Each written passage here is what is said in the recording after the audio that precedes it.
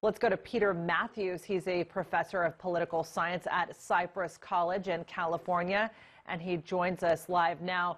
Peter, the U.S. wants Whanzou extradited from neighboring Canada, and in China, Canada is being called America's trusty sidekick. How much of this is it actually about punishing her for potential violations of sanctions, and how much of this plays into that nasty trade war with China?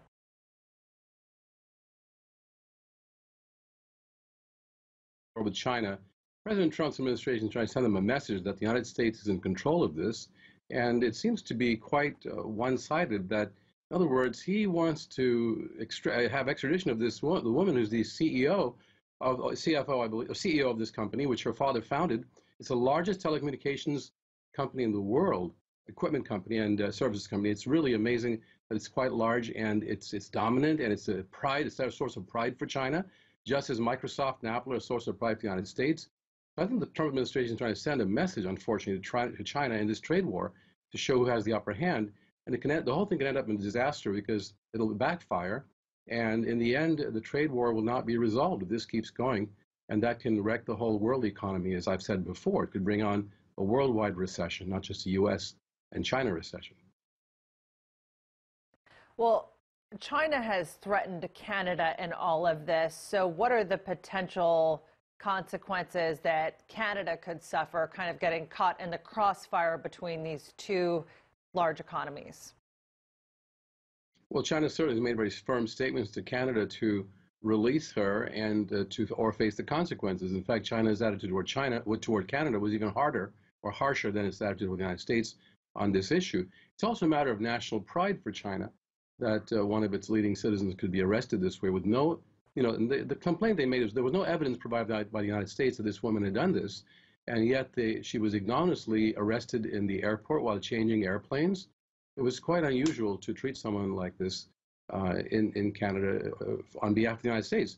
So it's a major problem for Canada now. It's caught in the middle.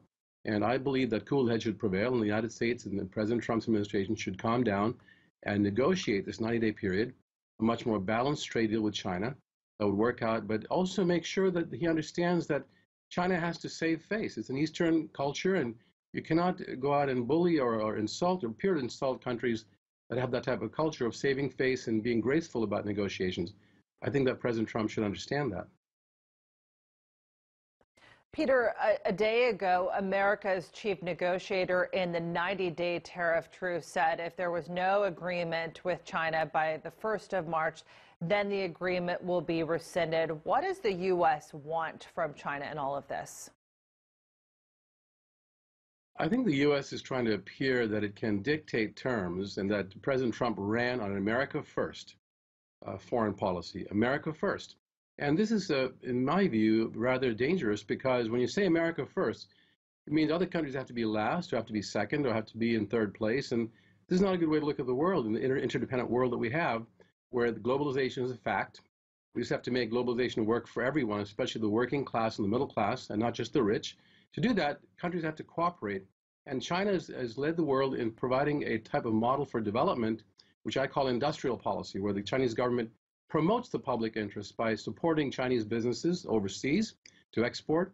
And the Chinese government puts a lot of money into building infrastructure throughout the world, in Africa, in this Central Asia, in Turkey, I believe. They were building a high-speed rail there, helping build it there. And China's made loans to countries to do this. So this kind of a industrial policy would work much better if the United States would also adopt some of that to support corporations in the public interest. The U.S. has a much different view that it's United States first, according to Trump, and then everyone has to basically follow the American lead. That's not a very good attitude overall to create an interdependent, peaceful world that would actually look at the most important issue, which is warming and climate change, which can be a boon to building new infrastructure, new jobs, new products. And China has excelled in, for example, in the industry of solar panels. We should continue doing that and work on high-speed rail like China has done. The U.S. can produce electric cars here. Like Peter Mathews, thank you so much. Unfortunately, we have to leave it there to pivot to some other news. Thanks for being with us, Peter.